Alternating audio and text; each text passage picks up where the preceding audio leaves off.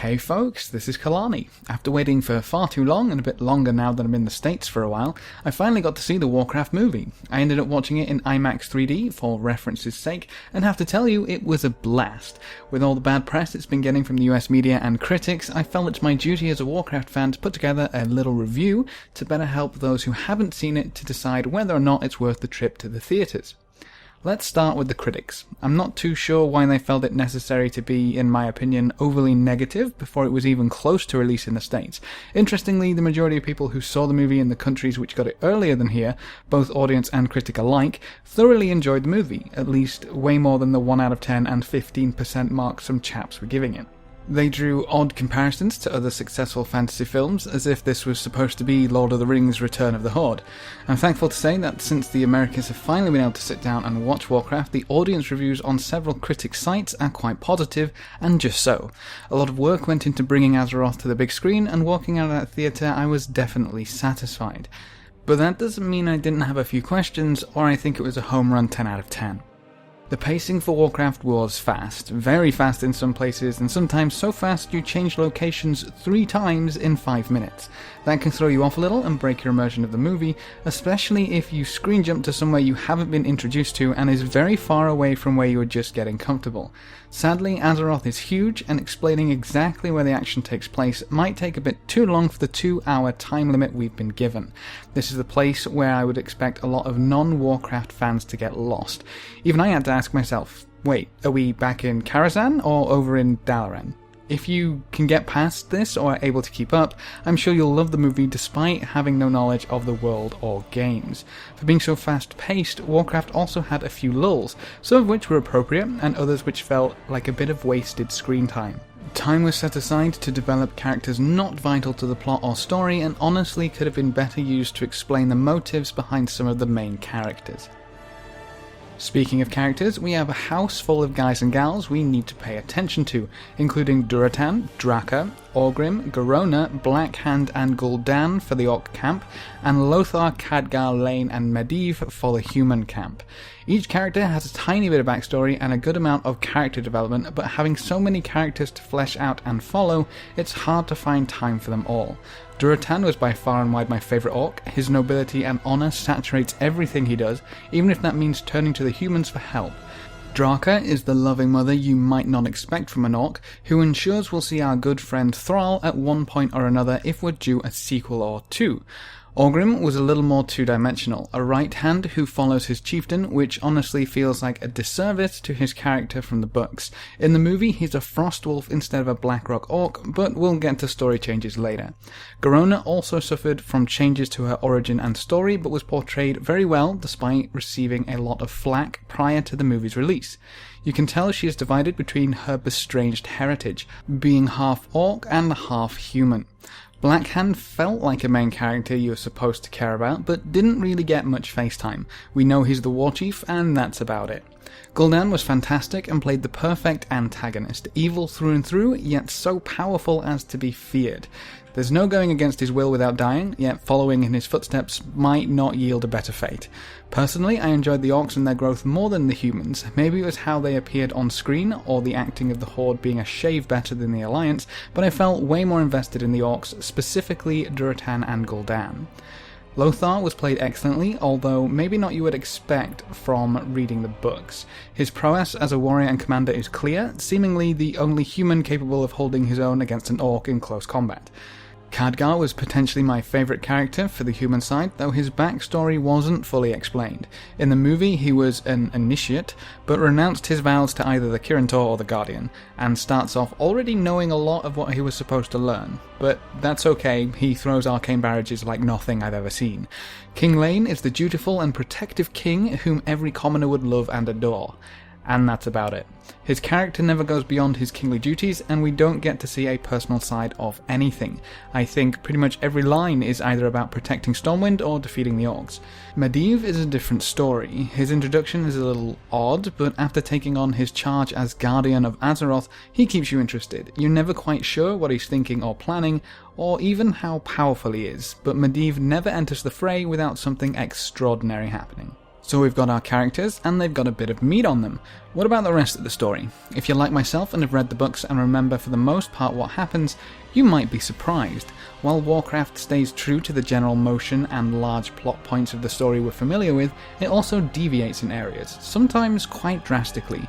Warcraft is a high fantasy story of good and evil, with a healthy dollop of grey moral areas to keep things interesting, and you follow the orcish race of the Horde as they attempt to secure a better life for themselves and their children by ransacking the world of humans, dwarves and elves, even though the elves and dwarves don't seem too willing to fight back right now. The humans aren't too thrilled with what appears to be a brutish race, killing and kidnapping their townsfolk and react accordingly, sending their commanding officer and what's left of their army to see what they can do about putting a stop to the raids. The Horde have a little bit of infighting about honour, tradition and the new fel magic their leader is wielding that disrupts and destroys everything it touches. Sadly, the lack of backstory means we don't get a great sense of what motivates the different characters and why they do what they do.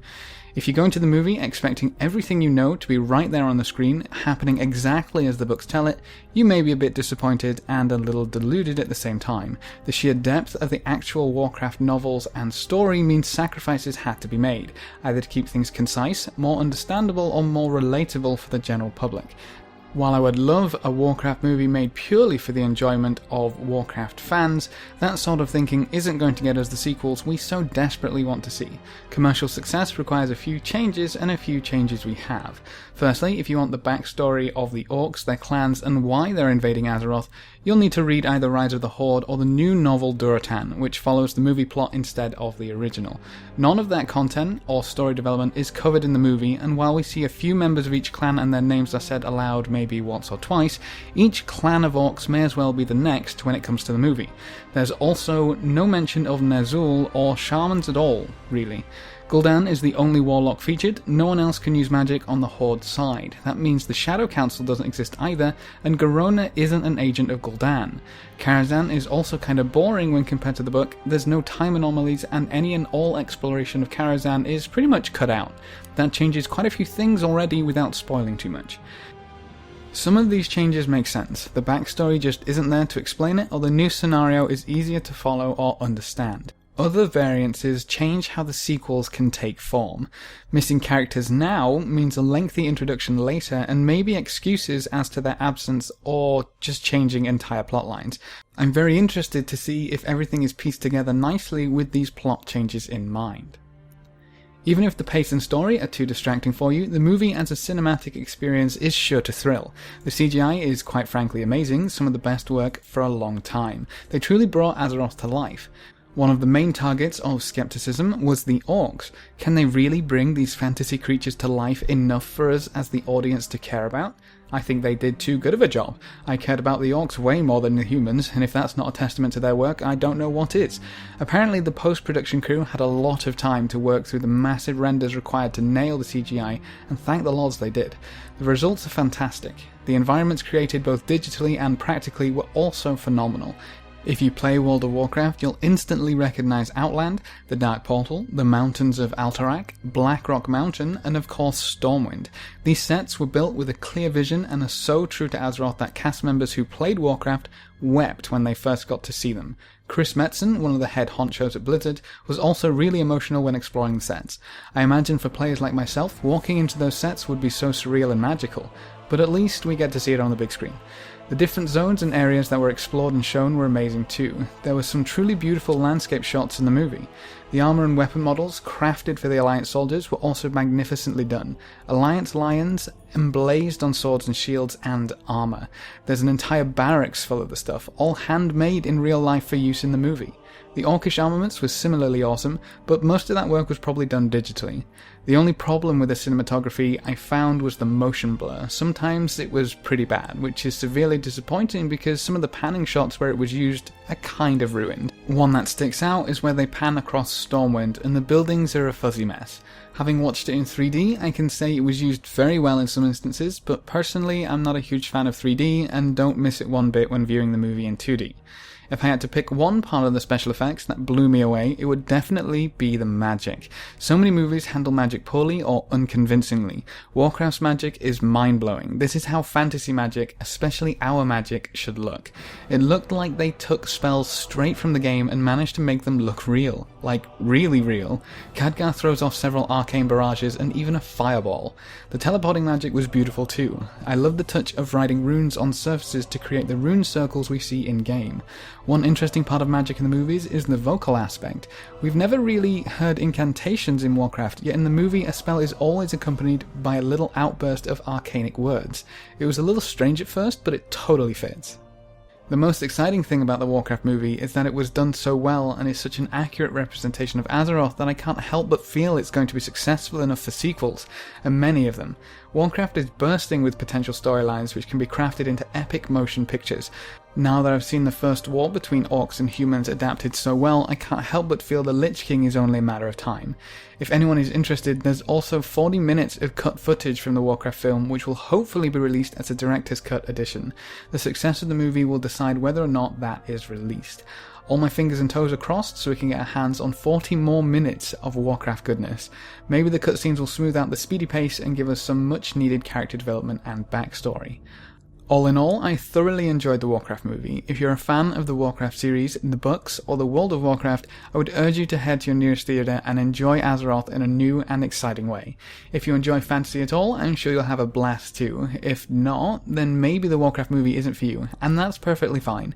If you're wanting a score out of me, I'd give Warcraft a solid 7.5 out of 10. And this isn't one of those crappy scales where crap movie starts at 6. It wasn't perfect, but it was pretty damn good, and it was a great foundation for the sequels I'm sure will follow. So that wraps up this video. If you're a new face around here, I make some okay World of Warcraft videos. Right now, it's mainly about the new expansion coming, Legion. If that sort of thing interests you, pop by and have a browse through a few videos, or there will be some links on screen right about now. Remember to leave a like just below the video before you leave, and if you want to see more, make sure to subscribe. But apart from that, thanks for watching folks, good luck and have fun, and as always, I will see you next time.